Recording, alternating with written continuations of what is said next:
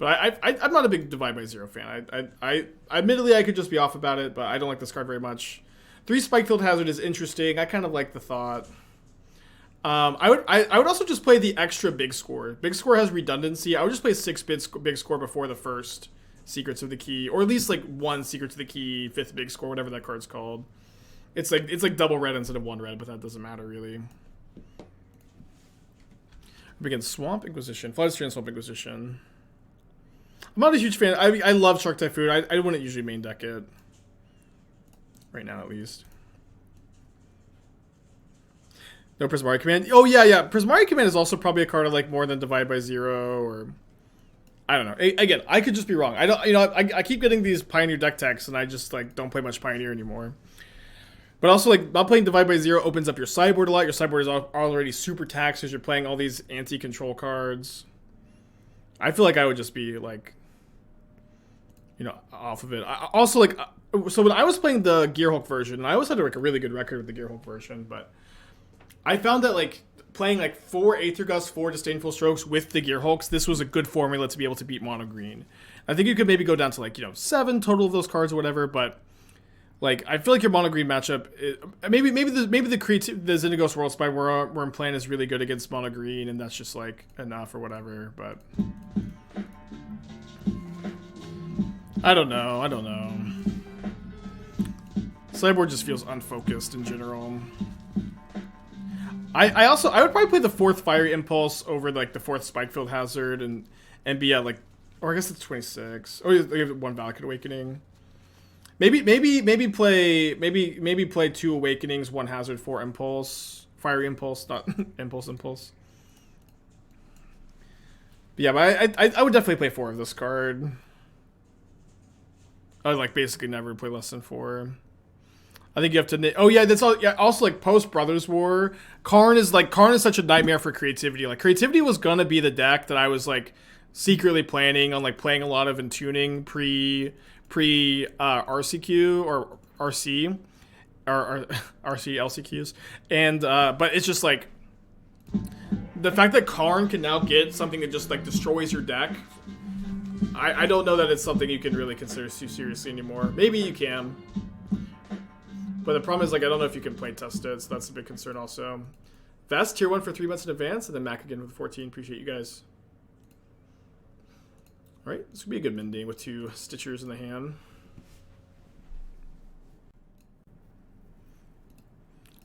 The Brainstone. Did I see the new Remy? I haven't yet. So yeah, I mean, I just like really like the idea of playing like no more than 3 Hullbreaker Horror, probably no Coma. I like the idea of not playing all these like Divide by Zero cyber cards, so you just can have a more focused sideboard against like mono green, the small to the ground creature decks, red black. These are definitely the decks I'd be focusing. I guess I'm gonna mending in response. Maybe I find a Spell Pierce. No Spell Pierce to be found. Do you think... It doesn't seem like my opponent's playing a lot of permanents. Obviously could regret discarding the Binding. So again, a lot of loose thoughts on a deck that is super hard to build.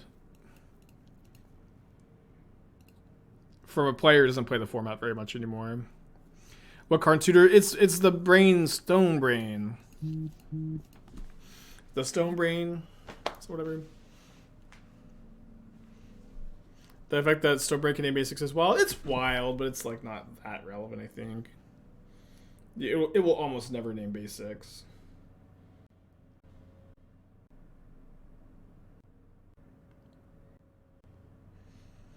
Okay, we are chilling, I think. Could hold that for a mending.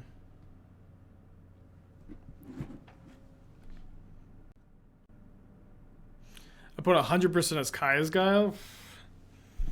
Hard card to beat at this point.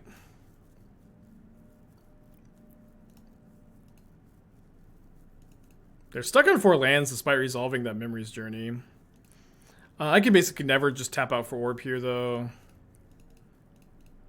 We're just chilling. We do get to, like, we can win. If we draw a counterspell, we could, like, you know, just win on the spot. But my opponent's missing land drops. We're chilling. Teferi would be great. Both Oracles is weird. How does this deck work? I don't get it. It's weird. But you're trying to assemble Mesmeric Orb and 2 Fatestitchers to mill your library, and usually you're going to Unburial Rites your Oracles.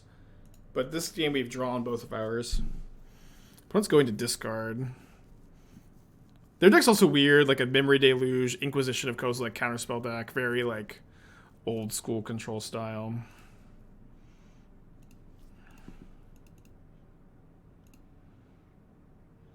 Five loader first league with the deck, though. It was very, very exciting. I think card will get notably better. Poor Popular Modern Stonebrain. Yeah, it will get better for sure. It's always hard. Modern's such a big format. It's hard to say exactly what kind of impacts any card will have.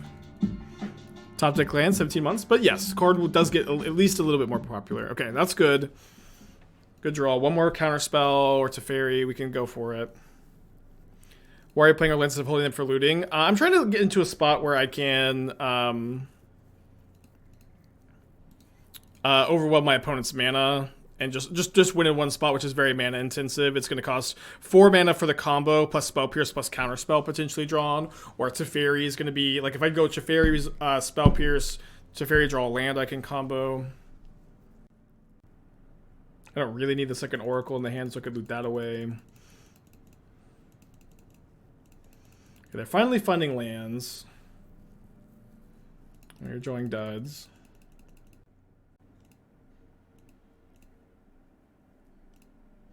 Is there a reason I'm not running one of the Oracles out for Scribe Worst Case in the Grave? I mean, against Counterspell decks, I think you just have to hold them.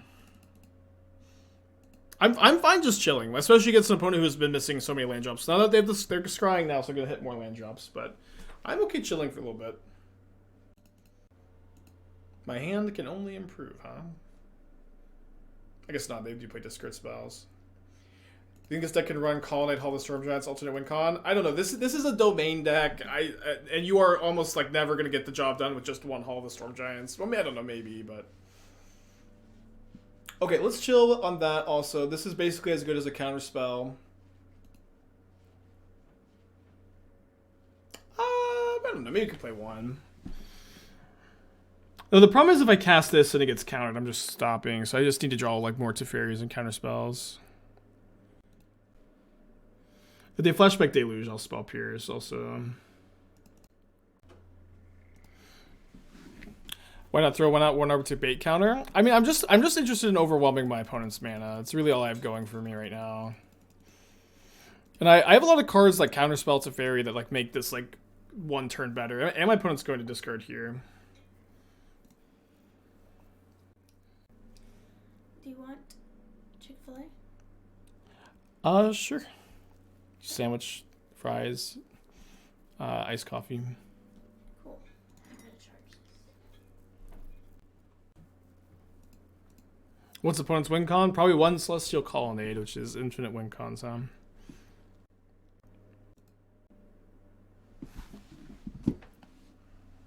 Weird game. Finally a permanent. Dude, if my opponent tries to counter this binding, we're actually in pretty good shape, I think.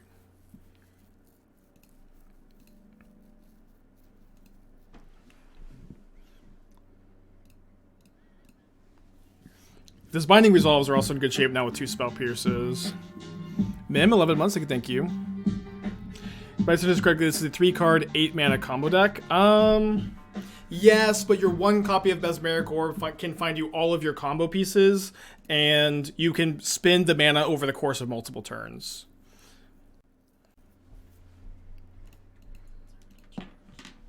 Thank you, sweetie. Yeah, we did get the 5-0. And also with so much interaction, you get to buy a lot of time before you combo.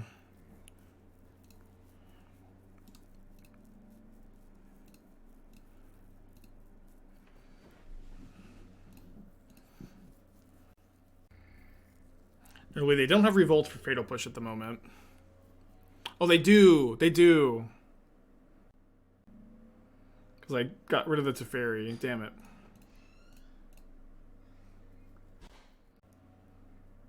It's bad Splinter Twin. Dude, this deck is so much better than Splinter Twin. Splinter Twin isn't even legal in this format. Can I again? No, if the creature would leave, it gets exiled.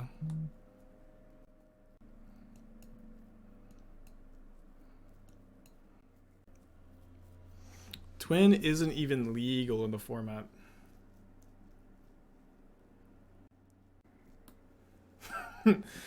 Ever get void rended? Part of me wants to be like, see chat, this is exactly why you hold the cards, but I don't know, this is a weird game.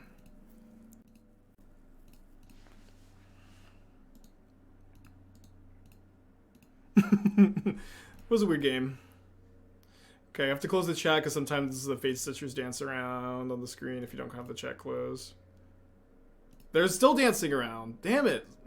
Stop. I don't know what to do to stop these from dancing around. Makes me so nervous I'm going to misclick.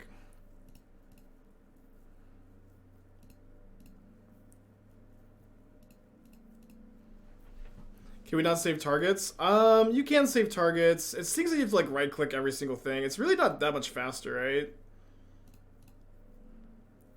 Papa, yeah, the yard is just pop it out like this. I see. Nope. Oh, and click and save targets. Okay, that's one less click. I don't know. I'm honestly like way more nervous about misclicking and embarrassing myself on stream than I am about like, you know, wasting 10 seconds.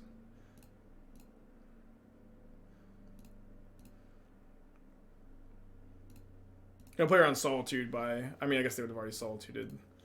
But just gonna.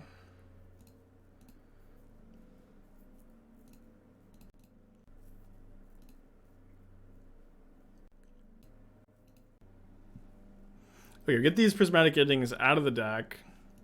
Bring in Flusterstorm, Factor Fiction. I imagine...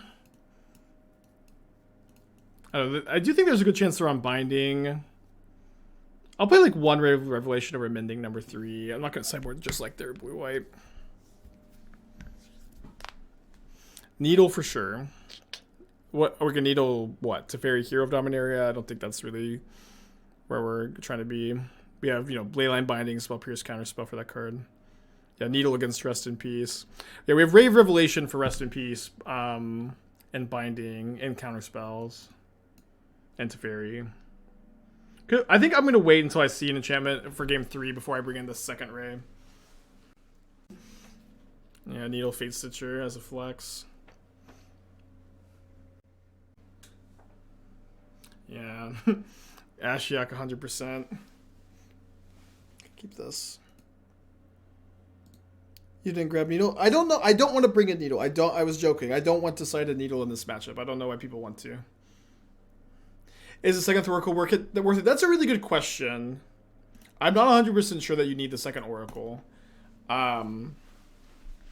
It hasn't really been super relevant. That being said, like, one thing about Oracle is nice is you're really not unhappy to draw one copy. You don't really ever want to draw 2, but you can also Mending them away sometimes if you draw 2. But if you draw the first copy, your combo is 2 less mana, which is not bad. And then it just does give you some protection against like exile-based effects just to have 2. But I also don't think it's like that necessary either. Yeah, only one Rites, but you do also have a Memories Journey, so if they counter your Rites, you upkeep Memories Journey. I guess they're going to take my Flusterstorm, so I'd rather them just not have the info. If they Necromantia my Oracle, how do I win? I'll counter the Necromantia. But it's probably going to beat me if it resolves. Just like Necromantia beats a lot of linear combo decks, you know what I mean? But, you know, Necromantia against, you know, creativity, living in, that's usually going to get the job done. Surgical's really good. Yeah, Surgical's hard to beat. You have some answers for it with, like, Teferi and stuff, but yeah, that card's also tough to beat.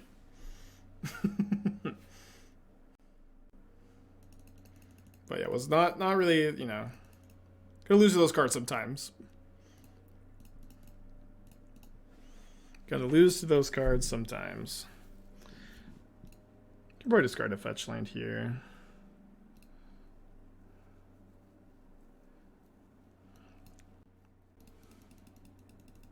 What's my take on the meta after Vegas? A tournament like Vegas isn't really going to influence my opinion on the metagame very much, or at least the Magic Online metagame. I don't know, like... I definitely got the feeling I played against a lot of inexperienced players at Vegas, and which is okay. But it definitely didn't feel like the most competitive paper tournament. It felt like softer than the SCG I played recently. Okay, I'm gonna flash back the Mending instead of casting the one from hand because I could just discard this. Then discard Mending. Second Binding.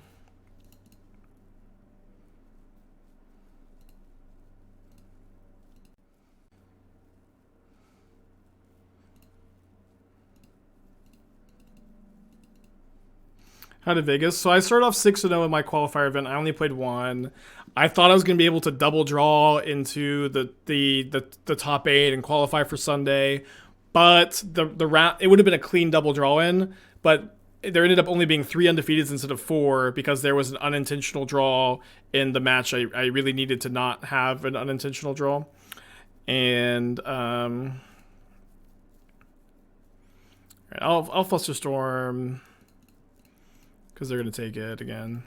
I really needed there to not be an unintentional draw, and there was one, so I couldn't double draw. I lost a really awesome match, and then I lost a less awesome match where I was on the draw against Burn, and I got crushed. And then that was my tournament.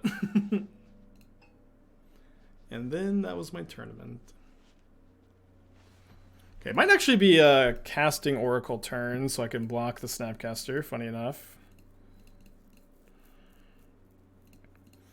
Let's get my extra devotion for the Scry, too. Definitely going to keep Shadow Prophecy on top. And then... a bit worried about them having Binding, so I'll draw here. I was playing Blue-White Control in Vegas. My list is in the Stream Decker. Just bounce Snapcaster? I don't usually like to bounce Snapcaster Mage, especially when I have a 1-3 in play.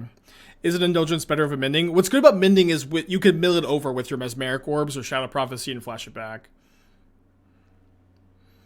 They have a March of Otherworldly Light.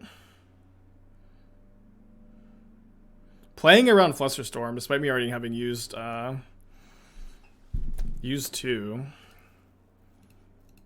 So I'm glad I have the second Oracle in the deck.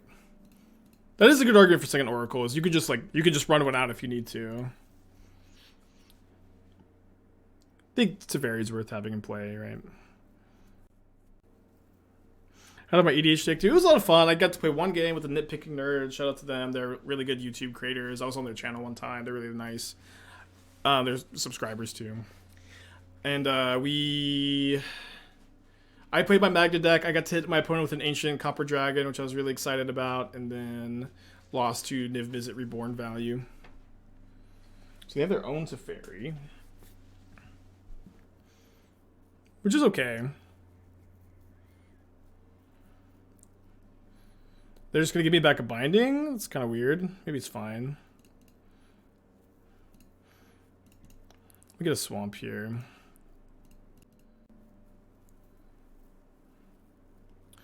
Okay, I guess we're just definitely taking Orb Teferi. I really want to play my Orb out so that it isn't getting... So I can mill over another Fatestitcher. Then I guess I'm binding Snapcaster. Maybe binding Teferi is better. I'm not really sure.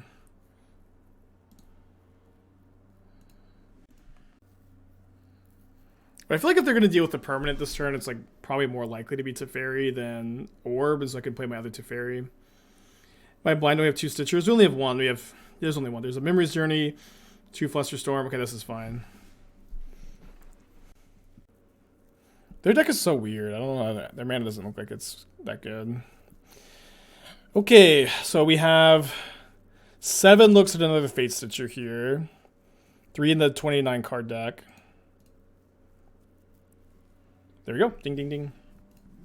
And this is really, really what I love about this deck, is Mesmeric Orb kind of just is a 1-card combo where you just play it out. It is going to win the game by itself eventually. It might take some time. It might, might not be as fast as you want it to be. But it'll get the job done, huh? We're 6-0. 6-0 on the day. A deck tech for Skirtus. 2 staffs, but staff, it costs a mana to untap. Like how are you infinitely untapping this if it costs a mana? Oh, so you have to find a Springleaf Drum in the yard, and a Staff of Domination in the yard, and have a Orb in play, and have a Mere Welder in play.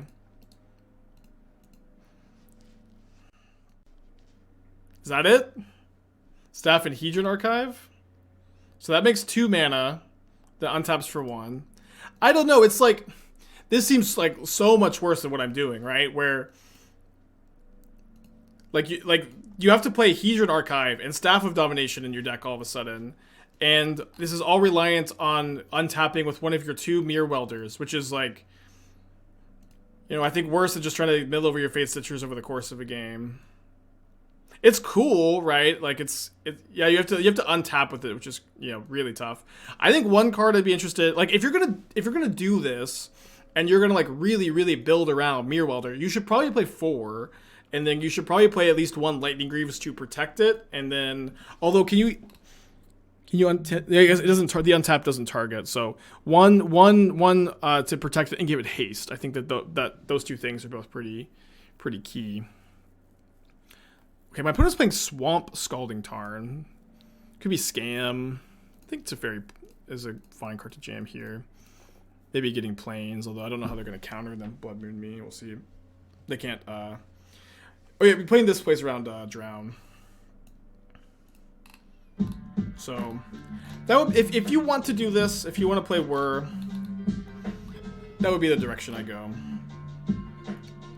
No! We are in by far the worst matchup. Mill. 17 months. Emery plays well. Yeah, Emery would be a card that I would like a lot here. It's also a good card with Lightning Greaves. But also, like, I just don't know how you get this Hedron Archive in the yard, because Whir doesn't do it very well. How do we beat Mill? I don't know. We'll try to figure it out. I mean, it's is our worst matchup by a lot. Titan also has, this is their worst matchup by a lot. It kind of is what it is. Yeah, Natty Oracle is kind of funny. We do actually win if we draw a Mesmeric Orb, but 2 of our orbs are milled. Okay, no combo. That being said, if my opponent mills me out, they will mill me my Thassa's Oracle, and they'll mill Unburial Rites, and I'll be able to instant speed win. If with this Teferi in play. So yeah, I don't know how to fit Emery and Lightning Greaves is the thing, because it's just this deck has so many slots. Like it probably just doesn't work, honestly. But this would be this is the direction you need to go. But my initial impression is that it's like way too many slots, to be quite frank.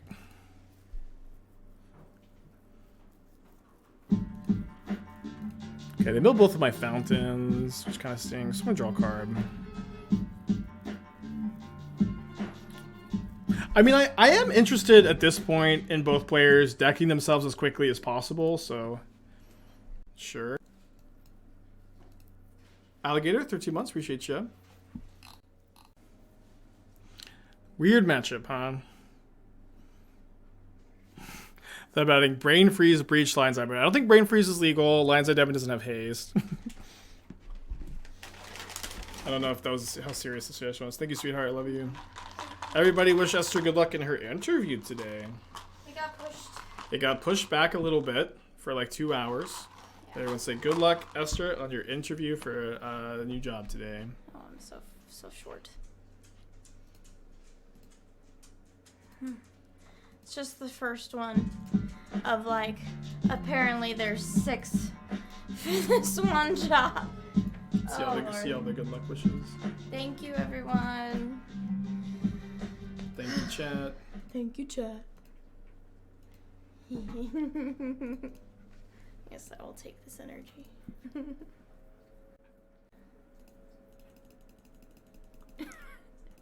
I love the uhs. The what? Put the uhs. That's funny, yeah. Yes, I'm short. Esther crouches down when she stands by me on streams to make me look taller. It's in our contract. I'm 5'1", and he's 6'3", so you know. I always joke that I'll like chop off his legs at his Well, you know, people do a leg lengthening surgery. Mm-hmm. We'll get him a leg shortening surgery. Not me get a leg lengthening. No. He get leg shortening. That'd be cute. Be fun.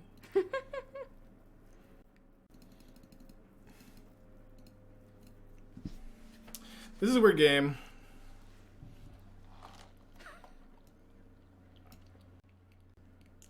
I guess I can't win in my upkeep. Teferi sucks. Your baby. Your baby. Hello, Gina.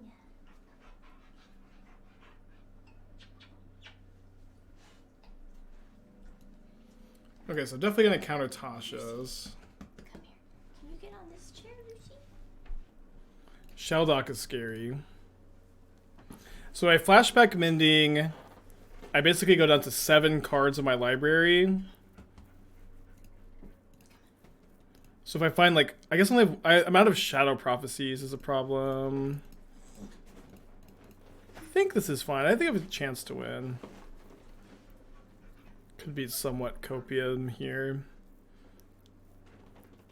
Okay, so holding the Unburial Rites in my hand is kind of interesting. Probably better to put in the yard. Look. Lucy. Oh, Lucy's in the chair. That's very cute. I'll put her in there. I can't really see. You put her in there? Yeah.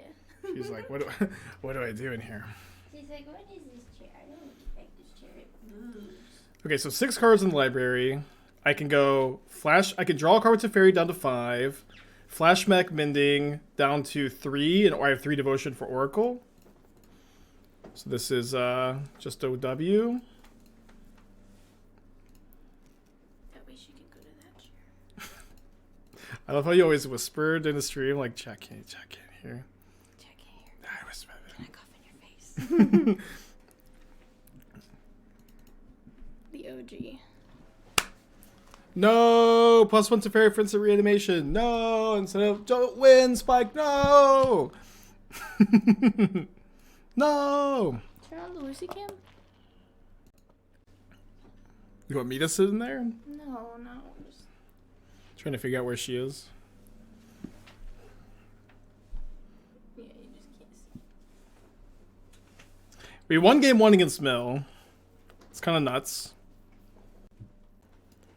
Can you move it to the left? The camera? I can't speak.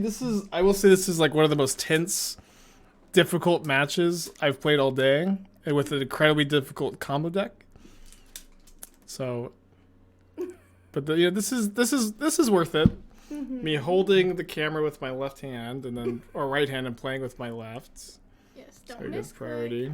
Don't misclick. Maybe this was the mole for Teferi. I don't freaking know.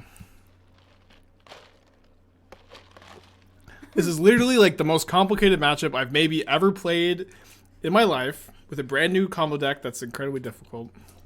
And I'm challenge running it with Esther. It seems so hard to be surgical. Yeah, I mean, you have Flusterstorm, Teferi, Spell Pierce, Counterspell, but yes, like, yeah, for sure.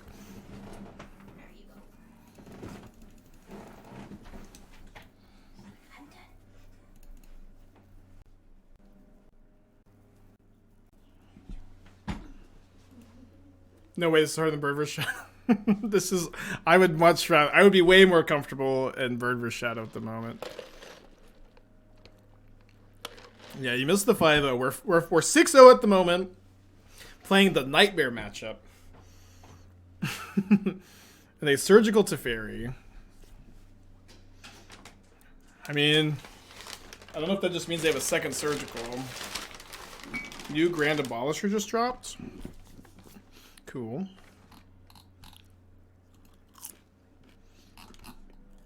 Is it? I got like 4 mana. Seems like an awesome commander.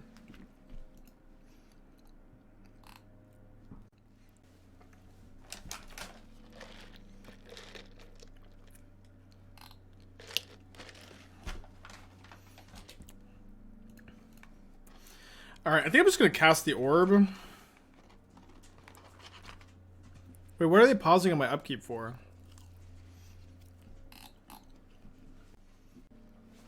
What is my collab with Pressure go live? I don't know. No idea.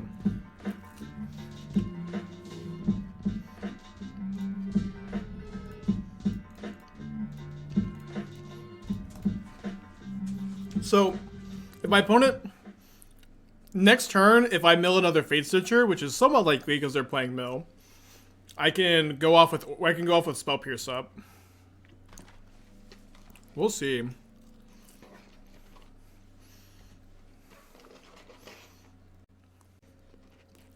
Thank you, 10 months, thank you.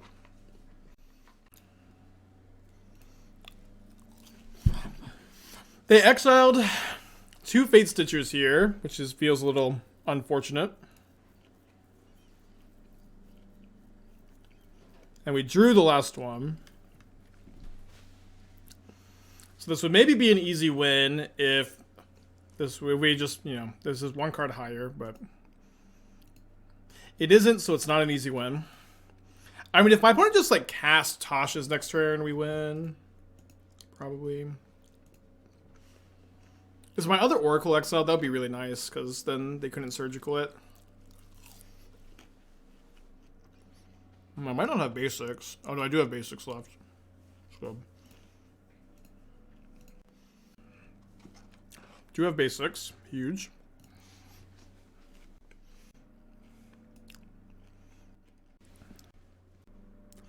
Yeah, we did 5-0 with the deck. 6-0 actually. 6-0 up a game. Not sure if I was supposed to float mana there. I feel like probably not. Just to, you know, to self-mill. Okay, so if I really obviously want to have another blue source in my deck. So I have 2 Watery Graves, 2 Fountains, right? 2 islands. Should have looked a bit closer when I was searching. So 1 Godless Shrine here. 1 Watery Grave here. So I'm pretty sure I have a Flooded or Hallowed Fountain left in the deck. I don't see it. All right, there it is.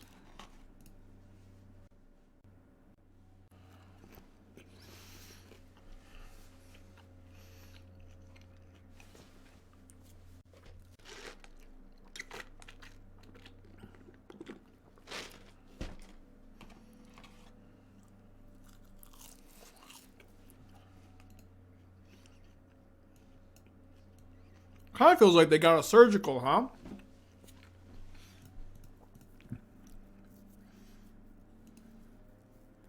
I guess not if they're gonna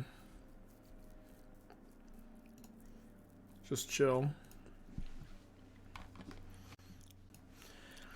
All right, let's go for it.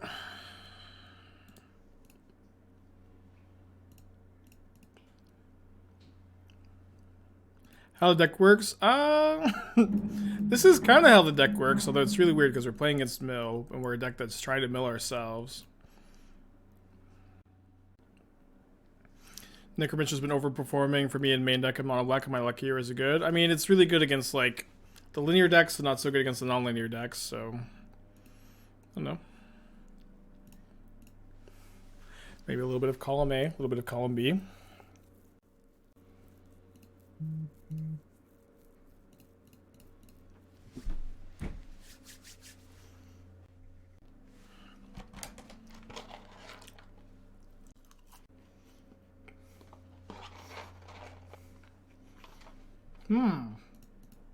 Extirpate Spell Pierce. I just have the other Oracle in my hand.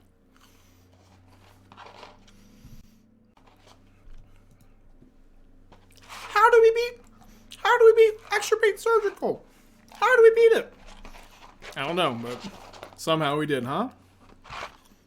Somehow we did. Let's freaking go. Deleted the videos from the shared folder, so if it's not on there, I have to undo that. Let's hold up Spell Pierce turn 1. Since we're gonna like mostly just have that up on turn 2 anyways, let's also have it up on turn 1.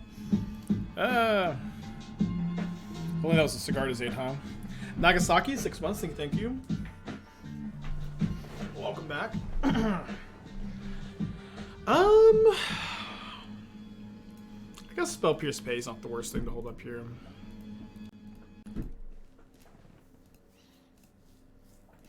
Yeah, Dragon Engine with Engineer on Earth is definitely where my heart is set on that.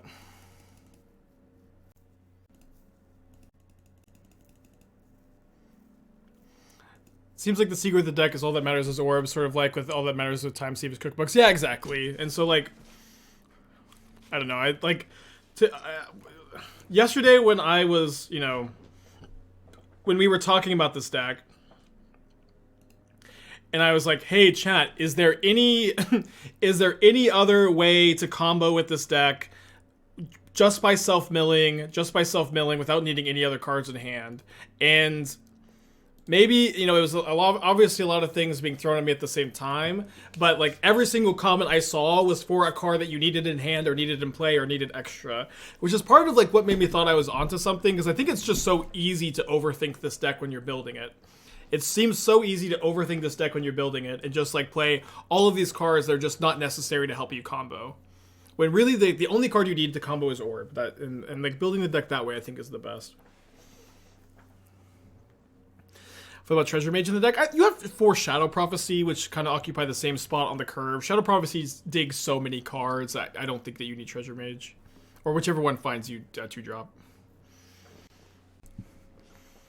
Are there any hasty clones? Again, it's just like hasty clones, Tribute Mage, all like suboptimal, very slow, clunky cards. You know what I mean? Just like, just all the like, let's get this curve up, up, up. Let's get that card quality down, down, down. How can you have Thassa from your graveyard? Unburial Rites. And then if that doesn't work, if they counter it, then you Memory's Journey Oracles to the top of your library and do it again next turn. How they get a Stoneforge to play? They had a Urza Saga in play that I bounced with Teferi. Yeah, Dread Return is not legal in Modern. If it was legal, it would be very easy Narcomoeba Dread Return. Yeah, this is the deck we 5-0'd with. We're currently 7-0 on the day with it. Although maybe we'll lose to Hammer. I've lost to Hammer before. Dang, I can't even Spell Pierce that. So they probably have a Paladin if they're running that out, right?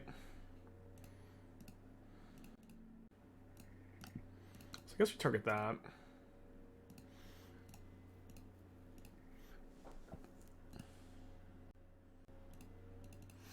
Try this deck and couldn't stop losing. It seems unplayable. Of course, I added all my pet cards. That shouldn't matter because my pet cards are... No, that was funny. No, mods, please. I don't know what was wrong with that.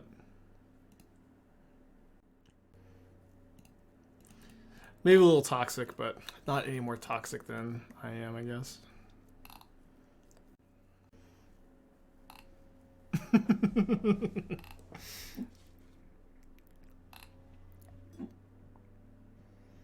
The mods are just mad that I'm 3-0 against Blood Moon today. The mods are fuming that for the first time on twitch.tv/aspiringspike, I've beaten a Blood Moon. Alright, alright. Ooh. Okay, so step 1 here is going to be not dying. It's a pretty difficult step to accomplish here. But if we can find land off Shadow Prophecy and mill over 2 Fatestitchers, we can win. Kind of asking a lot, I guess. They do go for Paladin. I can go Rogran or Grixis Triumph, Shadow Prophecy, try to find Binding.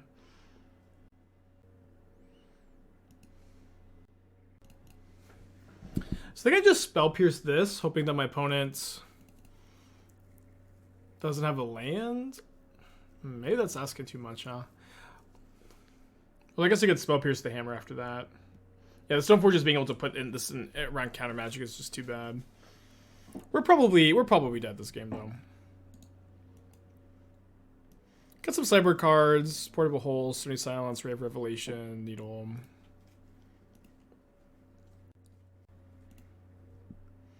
New Grixis artifact creature. 6x. So it could be a 6 mana, draw 3. 6 mana, triple Mind Rot. 6 mana, Trample Haste. Okay, this card is sick. This card is so sick. What the hell? It's like, you know, probably not good at all, but one of the sweetest decks I've ever seen, or cards I've ever seen. I don't know, it's 6 mana. So much. Okay, so I'm going to go down to 5. I think I take land. They only have 4 points of power in play at the moment, actually. I really need to find, like, Prismatic Ending. I really need to find Prismatic Ending or Binding. That's true. If I take Thassa's Oracle, they may not, you know. Although if I take it, I get to hide the info. I think I'm gonna do this.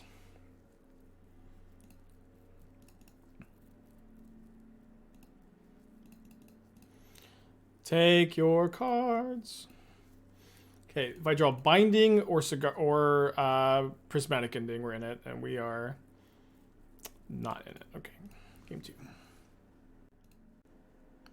And 2 board. I had the temporary lockdown in my sideboard last night, but it's just like too much of a nombo with like Stony Silence, Mesmeric Orb, so I'm playing Portable Hole today.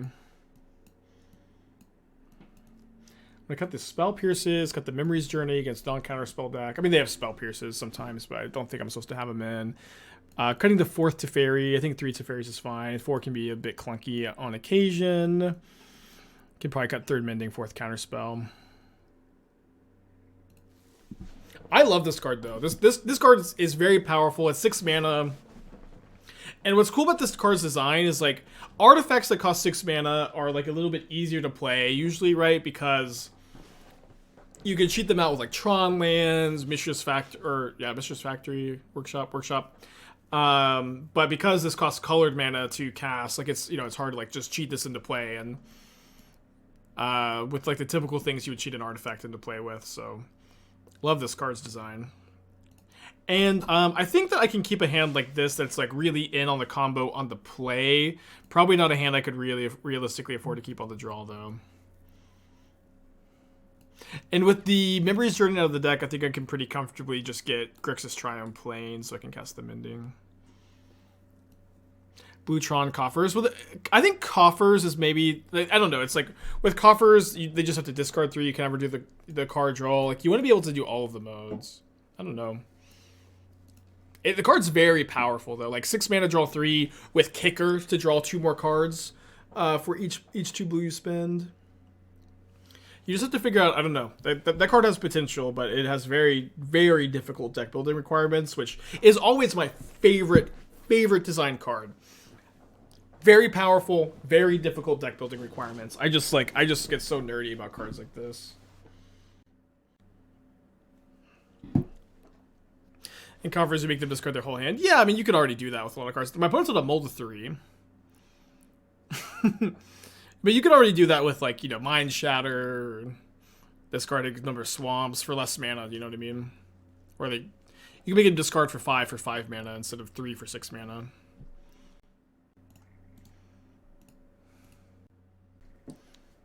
Imagine playing that card on Leyline Binding. Yeah, you could maybe play it in an Urza deck. Although, oh, sorry, I noticed this is fine. I can still just get Grixis Triumph, Plains.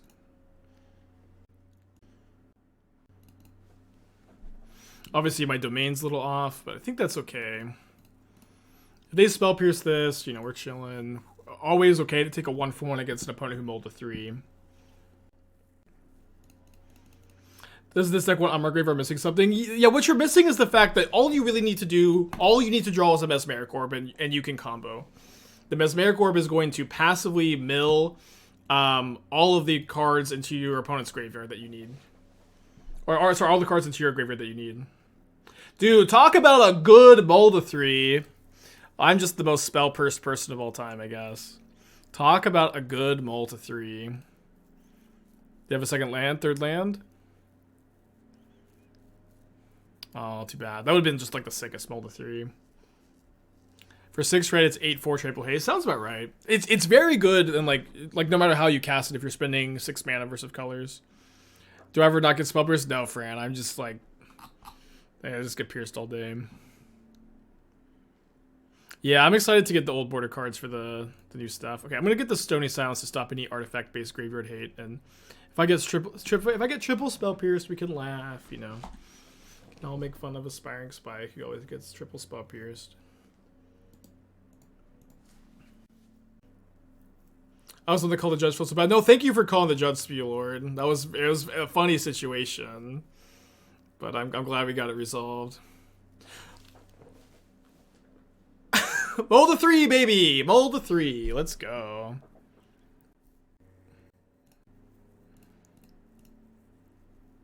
Dead to land hammer. Doomwake, yes, yes. Hammer is evil. Did you get info on the funny judge call? I told the story yesterday, but it's so my opponent had stolen a Teferi Hero of Dominaria with a Dothy Voidwalker, and they had another Dothy Voidwalker in play. So that's like the main thing to know. It gets a bit weirder after that. The Teferi has 3 loyalty. I had stolen a Ragavan with an Archmage's Charm, and then cast a Turok from that Ragavan. And then on my instep, I had cast Dress Down to stop my opponent from activating their Dothy Voidwalker again. And then they started their turn -3 Teferi on the Turok. And I was like, oh, you can't do that, it's pro-white. And he goes, oh, but there's a Dress Down in play. We were both super tired, too. It was like 10 p.m. And the turn we had been awake. We both, like, you know, flew in and jet lagged. It was like, I had never been more mentally exhausted in a tournament my whole life. My opponent was also very tired, but I was like, oh yes. So the Turok gets tucked, and then my opponent casts the Teferi off the Dothy Voidwalker, and I forgot that, like, because I got, you know, confused because of the whole Turok thing, I just forgot about the Dress Down altogether. And then our chatter called a judge because obviously you can't. Maybe I shouldn't have fetched first, but obviously you can't cast a Teferi off the Voidwalker with there being a Dress Down in play. But both of us were just like, I have like literally never been more tired at a tournament in my entire life. It was because we got in at like 1:30 the night before, and I guess I don't mind counterspelling this. Just get the board clear. We got in like at 1:30 the night before, and then the tournament was supposed to start at 2. I got to the convention center. Oh my gosh, I meant to cast the orb. It's not like we're losing, but I know, hard to talk and play. But sorry, we have the rights to win. Eventually, at least. So the tournament was supposed to start at 2. It started at 3. And then, at that point, it was 10 p.m. It eventually became, midnight. That the tournament ended at midnight. It was brutal. Okay, we'll play 2 orbs just to mill for Fatestitcher faster.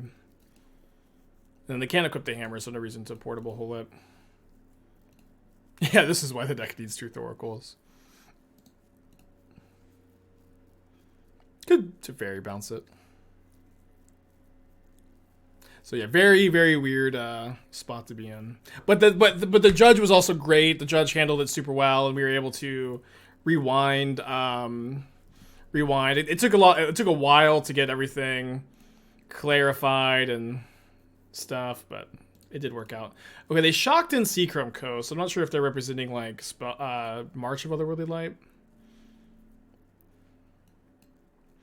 I also only have one Fatestitcher at the moment. Now I have 2 Fatestitchers. But I can't combo win this turn because I have 1 mana short, so we'll just go to the next turn. And now we're beating a Spell Pierce. We also beat March of Otherworldly Light. Oh, Nettlecyst would have been... I mean, we have the blocker, but... would have been good. They could also just recognize their life total is not that relevant, so they get to deal a little bit of psychic damage by shocking in there.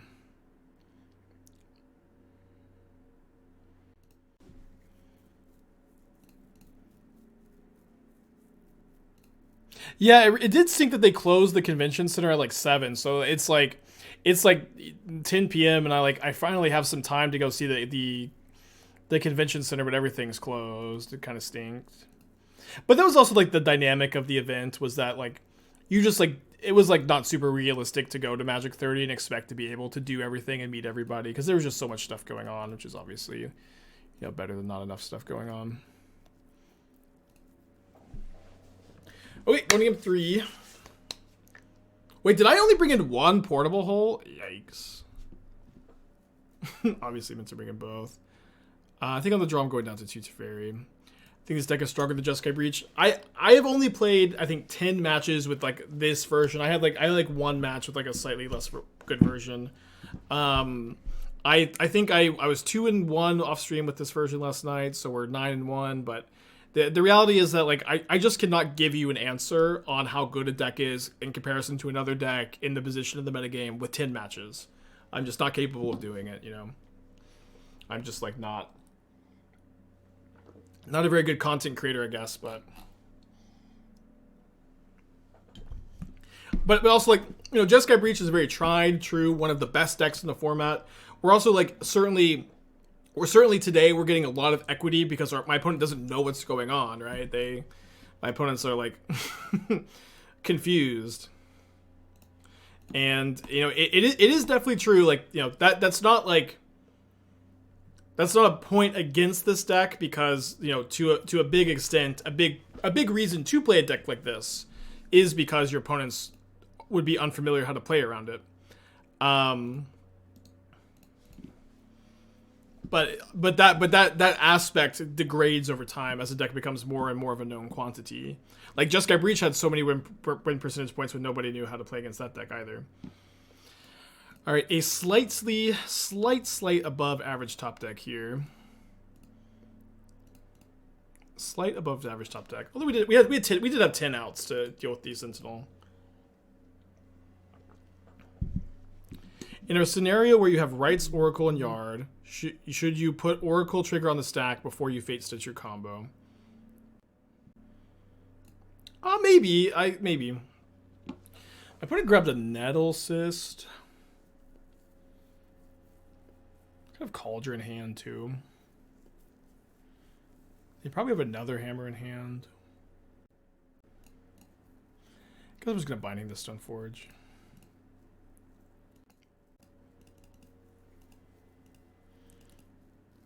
It just depends. Like if they have mana up and you go Rites Oracle first and then they have a removal spell for your Fatestitcher so you can't combo, that sounds like just a huge nightmare disaster to me. Oh, they could have played this at instant speed. I'm not sure if they know about that interaction. Okay, let's just discard the flashback spells. I kind of like just casting Shadow Prophecy. That's maybe a little loosey-goosey. Yeah, let's just Verdict. I mean, what's cool about Shadow Prophecy is I have like 8 outs to deal with the Nettlecyst token, but it's probably just fine too. Kill the Germ, buy some time. Next turn, if I Shadow Prophecy, I find Orb. I can cast Orb, and I'm pretty likely to win the next turn. My opponent could be out of threats. And if they're out of threats, we're clapping. Not worth holding a Stitcher and hardcasting Chump Block? I don't know. I think that's probably like a little loss in the sauce. Okay, they could definitely have Spell Pierce, so let's play around that. Although now, they didn't think too long, so we'll just jam the... Or maybe they still have it. They don't. So what we need right now is to mill over another Fatestitcher. And what's cool about this spot, obviously, is with like 2 removal spells in hand, we should be able to buy time to do that. We do lose to a Ginger Brute. I'm okay losing to the 1-of Brute.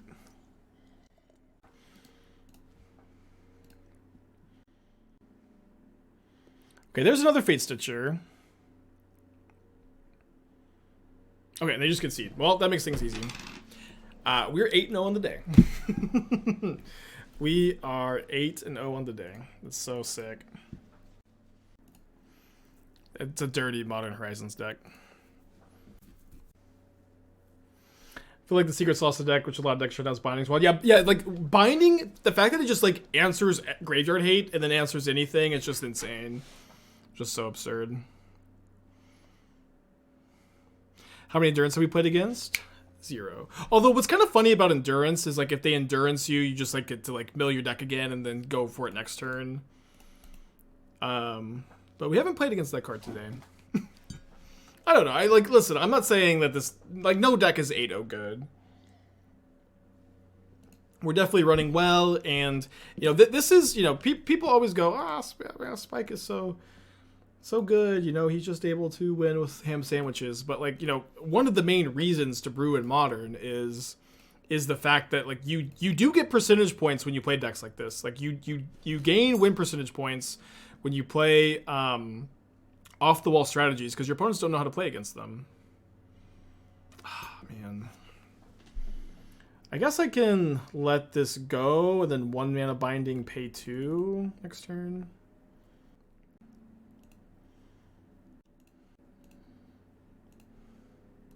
And so it's also definitely true when you have a new deck like this. When you have a new deck like this that's like good and winning, the ideal thing to do is like just not tell anybody about it and then like take down a tournament with it. But I guess I'll take, you know, being able to pay my bills, play the, you know, decks on the stream instead. But you know, you gain a lot of like the win, this like unknown win percentage degrades a lot. It degrades a lot after people know what's up, if that makes sense.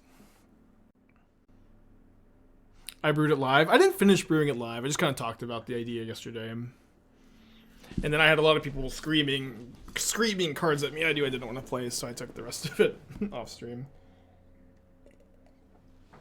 I don't know if the time of day influences streamers' win percentage much. I don't know. Andrea said that this time slot was super soft. And I was like, I said to him, you know, I used to think that this was like one of the harder time slots to play in, but then something changed and I didn't really feel like that anymore. And then it's like, oh, maybe it's me. Okay, so I'm gonna cast the Binding now. Maybe it's me. I think I probably just need to Binding the Hammer, unfortunately. Obviously don't like to have to do this. I used to feel like the Night Shift was soft, like back during the trophy races. I don't know. It's obviously really all variants.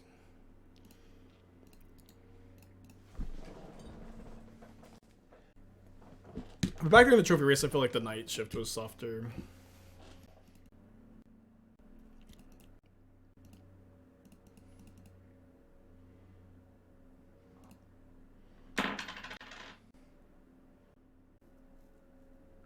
For the deck tech is possible to get word targets the sideboard. I need help there. I mean, that's the problem, Skirtus, is it's like, I don't know. Like, we talked about the word targets. I think you need like the added Lightning Greaves, but it's, you know, these kind of like really toolbox decks. It's hard for me to just like completely build a deck for you on the deck tech, if that makes sense.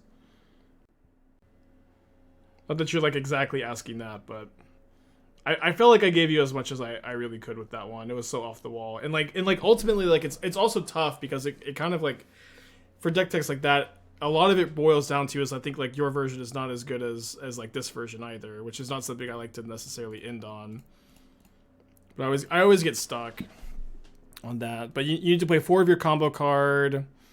You probably need to figure out a more mana efficient way to combo with the artifact in the first place anyways, but it's just tough.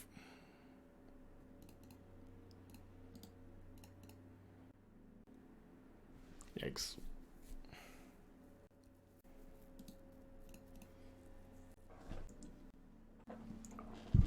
Like, there's a good chance you're supposed to, like, play, like, Thopter Sword too, and, like, oh, come on.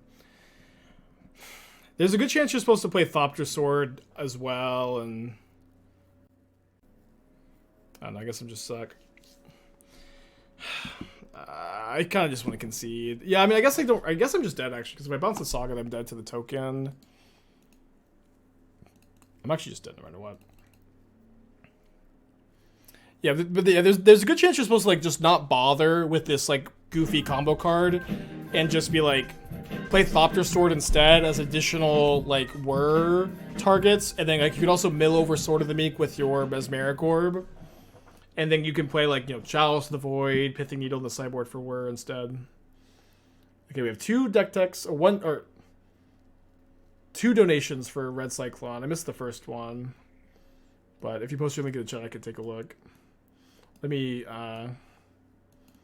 sideboard real quick. Brought in both portable holes this time. Cut Memory Journey against all of the non-counterspell decks. Maybe we'll just go down to one Oracle. Let's try that. Rakdos, Awakener, Burn. Okay.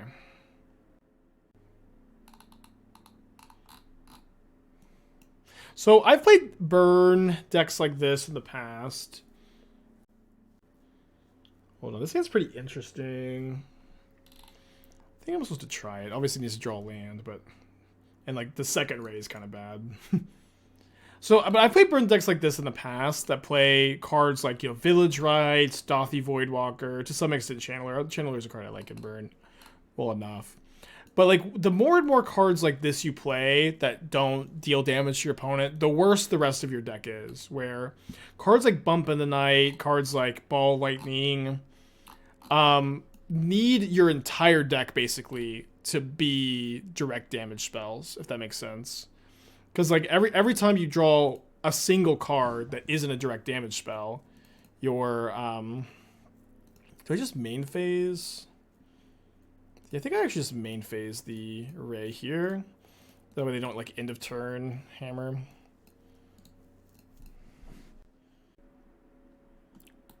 Okay. Alright, so let's try to cast Mending and try to find 2 lands. Find no lands. So I think what I would be pretty interested in is cutting the Voidwalkers. And it's another problem here is, like, your Thunderkin Awakeners, you only have 6 cards that work with the Awakener, which is like a little too low for you to play 3 of these cards. Like, too often this is just not going to have anything to return. So, like, I think if you play, like, 8 Ball Lightnings, you can get away with it a little bit, especially with Channeler to, like, dig for one in the graveyard. So, like, you might just have to do something like cut the Voidwalkers, play all the Ball Lightnings, maybe play the 4th Awakener, just be more in on the game plan.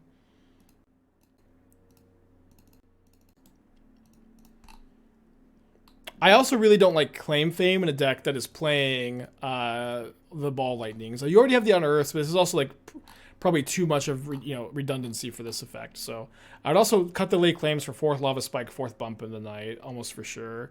I don't like these Village Rites very much either, especially with, they're only good with your Ball Lightnings, and they're only good if you have the extra mana available. I would be playing, like, Skull Cracks or, I'm not sure what the next best burn spell is, I guess, but whatever the next best burn spell is, that's probably what I'd recommend in this spot.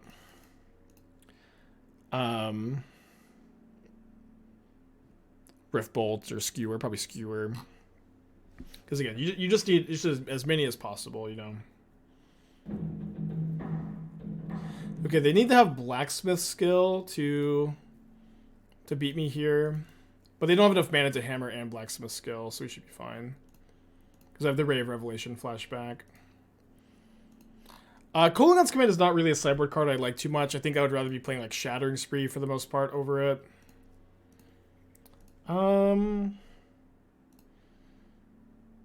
Yeah, I guess I'm going to flashback the Ray, so this way if I draw land for Verdict, I'm able to, like, pretty comfortably Verdict instead of being worried about dying. And don't mind that Blacksmith skill because I have a second Ray in the yard.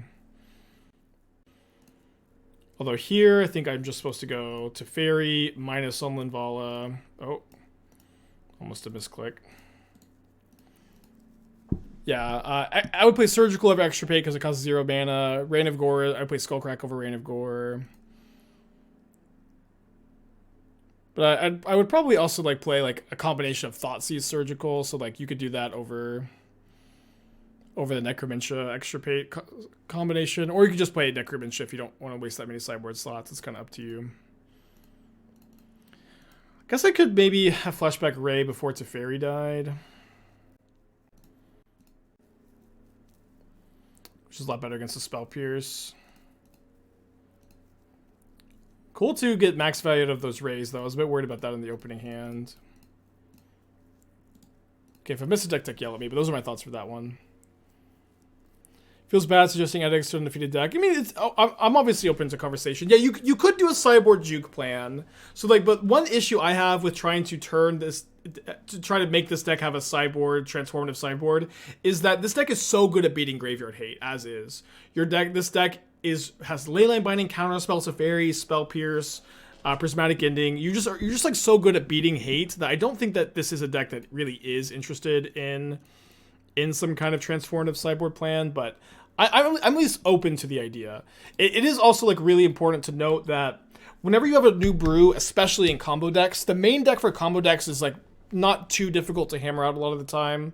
Obviously, there's going to be a few flex spots no matter what you play, but for the most part, you can kind of figure out like what is important and what is not in the main deck of your combo deck. Sideboarding for any brew is difficult, especially with combo decks. Combo decks just take so much time to figure out like what your bad matchups are, what hate you need to beat, how you need to beat the hate.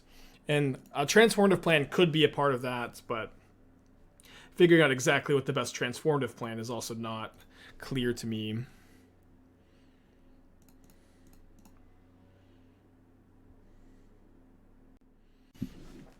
I feel like I do want to get another domain, but it's probably just better to resolve with Prophecy this turn. What does the venue even do? Just stop Leyline? I mean, I think they're just kind of mis-sideboarding, not understanding what's going on. It's also like what they said in the chat. But yeah, stops Binding before I have 6 mana. Random Gore's old cyber card could be good in Skalmath. Yeah, I mean, okay, I do have to deal with that. Yeah, I don't think it would be terrible, but Omnath is also like at an all-time low in Modern right now, so it just doesn't seem like really where you need to be.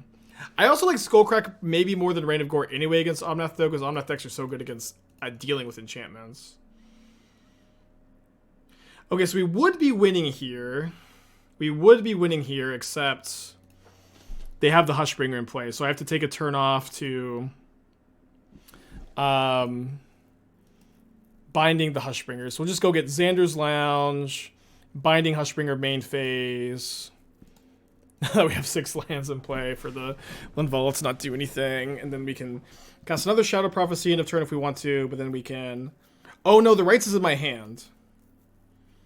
Okay, the Rites in my hand actually means I can't win with the amount of mana I have this turn unless I either take a land off Prophecy, but I think I might just flashback the Mending instead.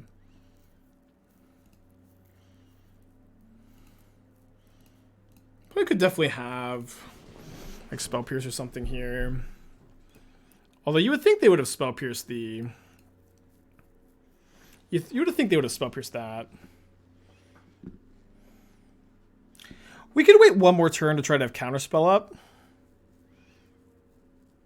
Which feels super safe because I have Counterspell up. I can just like cast the Orb and pass here.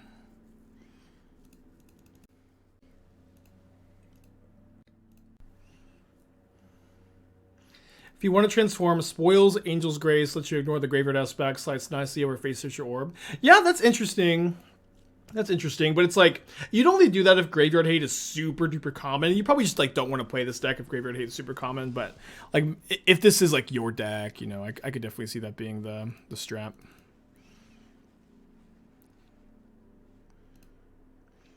Is 20 lands where I should be with your change, or should you go lower? You had 1 mana rock, right?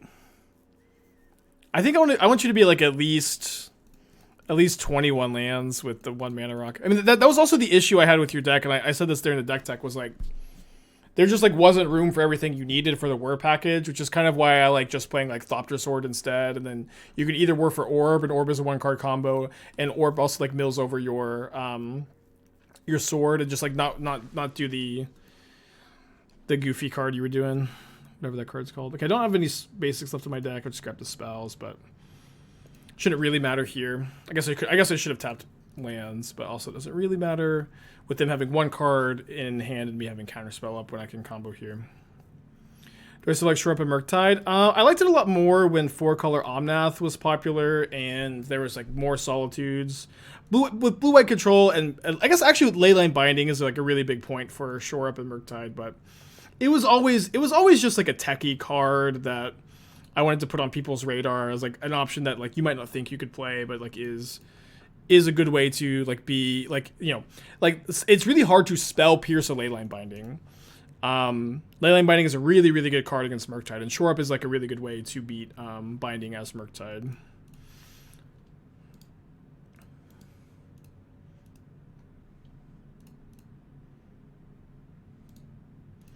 Lose to Veto? I mean, I guess. I've also never seen Dovin's Veto in Hammer. Not that I've seen Mana Leak. Not that they can't play Dovin's Veto, but I've literally never seen it, so.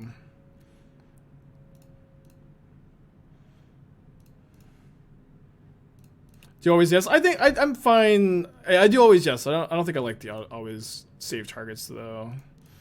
I historically haven't done save targets very often, but I've been always yesing.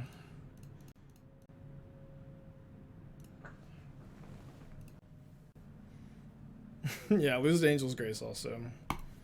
Okay, going to game 3. Yeah, I like being down to 1 Oracle this matchup. I think I had both in last time. This seems fine though. Give a short name to Stitcher Doomsday. I think that would confuse some people. Again, unless there's like, you know, a super clear, fun deck name like that's also descriptive. I really like to stick to descriptive deck names for new brews because that's like, you know, very important that people can see the name of the stream and have like a general idea of what might be going on at least. And then if there's like a fun, if the deck picks up and there's a fun nickname, then the community kind of gets to decide that.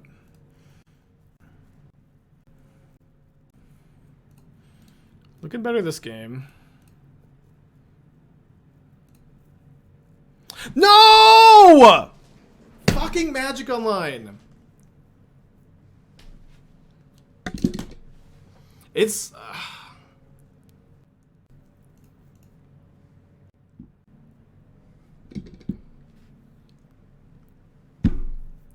feels horrible. Like this will happen. Like, so what happened in this spot, I go right click, yield through end of turn. Nothing happens because it's lagging and there's no input. Nothing happens because there's a lag. Because I see nothing happens, I right click, yield through turn again, but then it just skips through 2 turns instead. We maybe would have lost anyways, but it's just like a very frustrating way to lose a game when we're 8-0 with the deck, you know. Okay, we're up against Obosh the Prey Piercer. Guess I'm going to keep this hand. Would much rather be on the play. This card's really cool.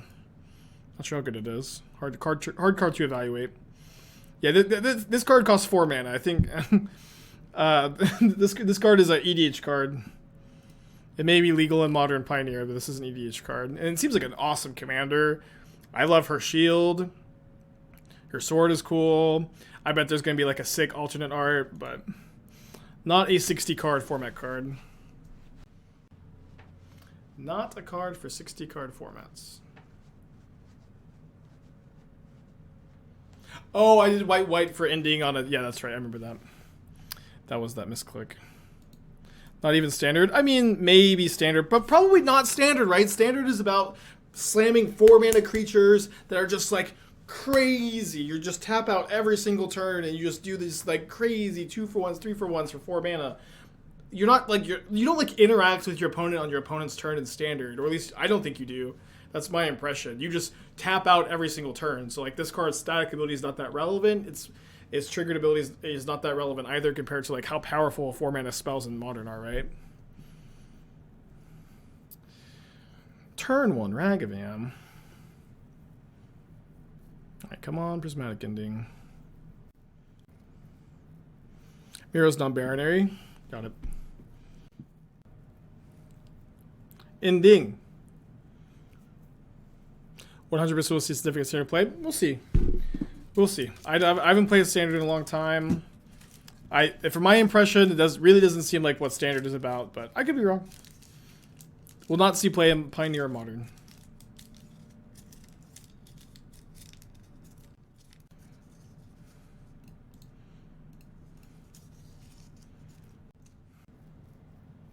I guess you didn't watch the finals from Worlds. Yeah, I mean, I was like, you know, there, but I was, you know, doing other stuff. Yeah, I mean, I am, you know, to some extent speaking on something I don't know much about, but nobody comes here for my standard opinions. Might see play in Pioneer. That card will see no play in Pioneer. There's no way. I don't know. People are always like, this card might be good in Pioneer, but Pioneer is a dangerous, deadly format with lots and lots of very fast decks. Okay, we've re-entered the Blood Moon Gauntlet. Still need to draw a Prismatic Ending for the Ragavan. Then on 4 mana, we can deal with this. I'll take your bet on that. I mean, I'm not like interested in actually betting, but also like what is you can come in and say I told you so if it top state a challenge, but like if it 5-0s a league, I'm not that, you know, doesn't really matter. Like the mono white humans deck, in my opinion, is not interested at all in playing 4 mana creatures, 4 mana spells. Like the mono white deck, I don't think is interested at all in 4 mana spells, and so it's like, and if it is, this card isn't necessarily better than every other 4 mana spell in the format. So I just don't know why we're that interested in this card, but I could be wrong. Certainly not my area of expertise. I mean, maybe I could just take hits, turn 4, binding the Blood Moon, just untap and win on turn 5, and I'm not dead. Oh, I milled over an island? Island would have been so good. I could have cast binding. It's 3 mana. I'm under the, if that card is 3 mana, then then that card's really good. I thought the card is 4 mana. The new Silence, Grand Arbiter, Adeline combo.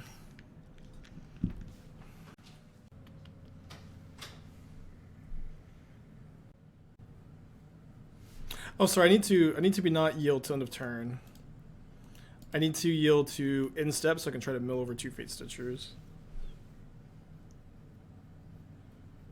So I need to survive next turn, and I need to have enough life. Oh no, they exiled my rights. Okay, no, I have Oracle in the hand. That's okay. That's okay. That's fine. If the card made humans versus soldiers would be playable, it would be a lot better. I mean, it's also true like that there are apparently like a lot of soldier tribal payoffs in this set. So like I'm currently obviously evaluating it through the lens of the cards I know right now. If there are just like a million awesome soldier tribal payoffs, then this card could be better than what I'm currently evaluating it at. I think we're dead though. Yeah, I'm dead to the Raminap Ruins after I get rid of Blood Moon if they have nothing. I guess they could Obosh in their hand to, you know, I could play around that way. I also haven't milled over any Fatestitchers yet. Yeah, I mean, yeah, if they have nothing and then they tap out for, they just put Obosh into their hand, we could win. I don't know how they can have nothing. And then again, I also have to find 2 Fatestitchers, which is another step of this problem. Yeah, the card seems good in EDH, but I mean, everything's good in EDH, really. Wait, she's a commander card only? Okay, then I win the bet if that's the case. Yeah, we're not dead to Ramunap if they put Obosh into their hand post combat, which they might. But you know, we are if they do.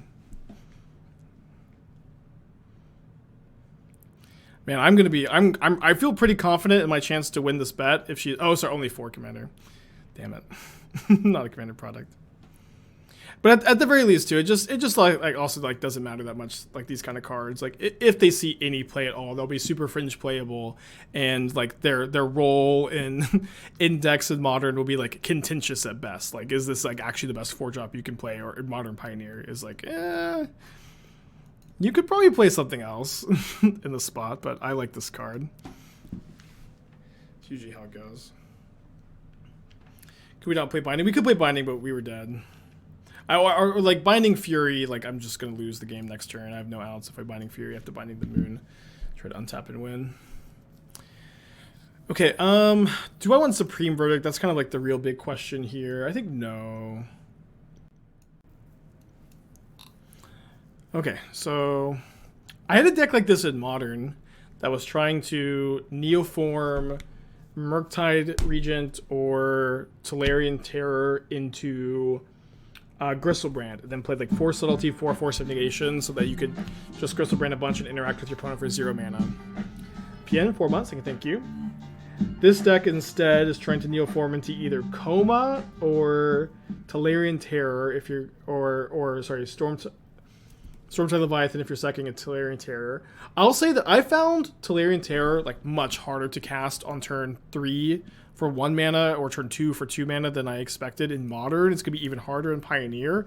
So I think you'd probably be better set just playing Gurmag Angler over Tolarian Terror, which that card just gets to delve any card from your graveyard instead of requiring these cards to stay in the graveyard instead.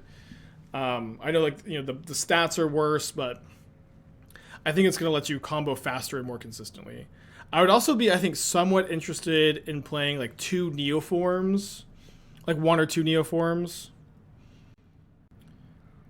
I'd also probably be interested in like Consider over Tygam Scheming, although maybe Tygam Scheming is just like where you have to be, not where you want to be though. Obviously better with Founding the Third Path too.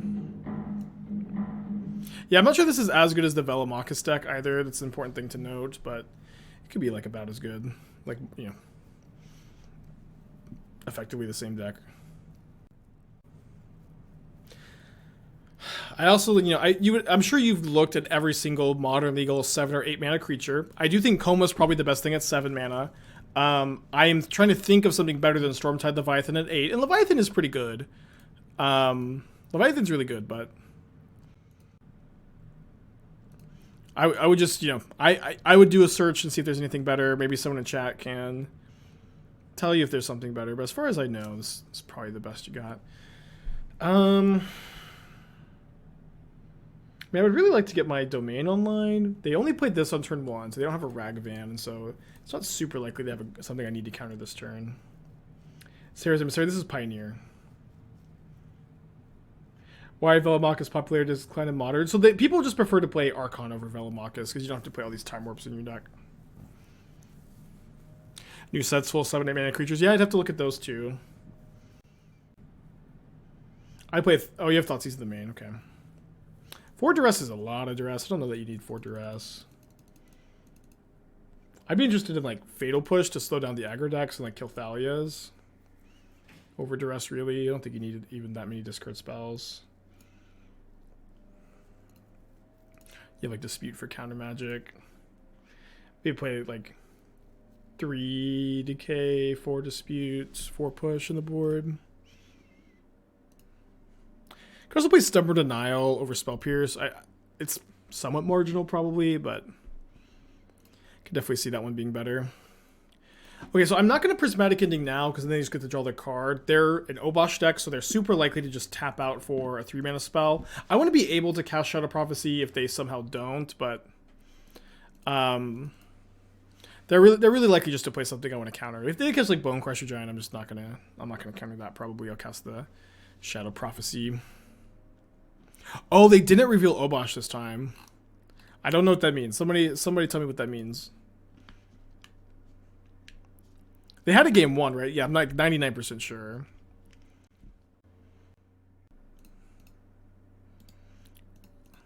A Leyline? I guess, but they have this as graveyard hate. Could be a misclick. Yeah, it could be Chalice. Chalice is a good guess.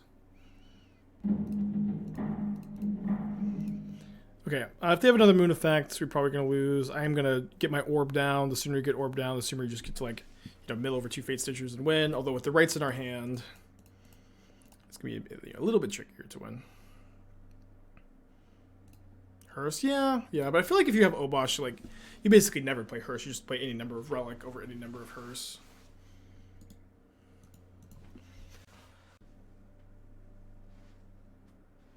Yeah, 8-1 on the day, feeling pretty good. Although we are down a game. But even 8-2 with the new brew is, like, something to be pretty proud of. Dang it. Well, I guess the mods have their vengeance after all. We beat 3 Blood Moon decks earlier. I mean, we could have played around this a bit better, but just couldn't play around the second one super well. Or didn't play around the second one super well. What I found the main deck weaknesses to be so far? I mean, it's just like very tough to say, oh no, I milled over my planes. I think I'm stone dead because I milled over my planes. But like, you know, this is always the problem with running really well with a new brews. Like, I don't know what the weaknesses are. We just keep winning. I don't know what the problem is. I just keep winning. Oh wait, no, hold on. I have because I have the rights in my hand, and I've drawn basic island. I can actually win if I can find 2 Fatestitchers. I don't have much time left. In fact, probably just 1 turn. But if I find 2 Fatestitchers, we're good. Another situation, Lantern would be better than Spara. Okay, so it's not a comparison of Lantern versus Spara. You're always playing the Spara no matter what, but it's just like, do you also want the Lantern?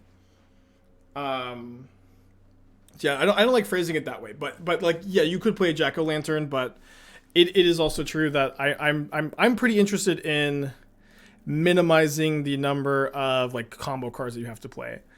Okay, I do think now we're stone dead.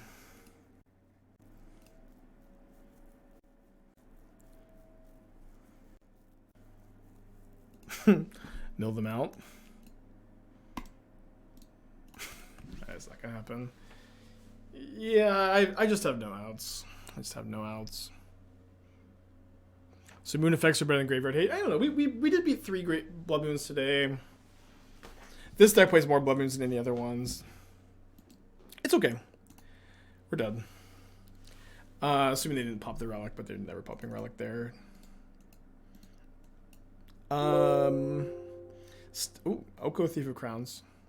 Did you need to tap 2 lands of Minstep? Usually I would, but the problem is they have Relic of Progenitus, so you're not supposed to at that point. But with my planes being milled, we had no outs. So 8-0 into 8-2 doesn't feel amazing, but I'm very happy to have trophied the first league on stream, won the first 8 matches. Deck feels very nice.